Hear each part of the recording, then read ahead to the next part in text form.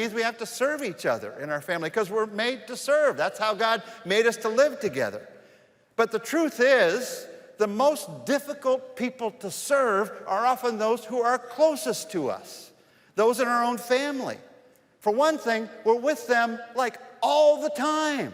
If I've got a service project once a month, I go for the 3 hours, then I'm done. I leave it, I go home. But if I'm serving my family, they're like there all the time. The project is never over, it feels like. So that makes it tough. And then the other reason it's tough is this. You know them too well. And so it's hard to serve them. You know their imperfections.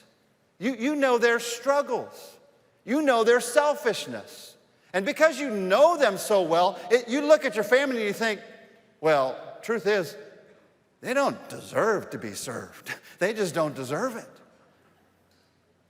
And here's the truth. You're absolutely right. They don't deserve to be served. But guess what? Neither do you. None of us deserve to be served. It's all by grace. It's all by God's love. The only reason we serve each other in our family is because of God's love and grace. Now, this is why it takes great humility to serve. 1 Peter 5:5 says, and all of you serve each other in humility. For God opposes the proud, but favors the humble.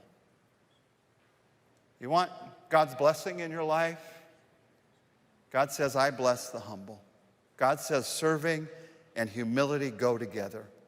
We serve each other out of humble love and humble gratefulness for God's love for us. Now, let me just say 3 quick things about this. First, number 1, your family is most likely going to be your greatest test of humble service because they're always there. They're never perfect. They always have needs. And it is the place where God is developing us in ways like nowhere else. So you serve your family. And the truth is, let me say this secondly, when we stop serving each other in our families, we're going to lack peace in our families.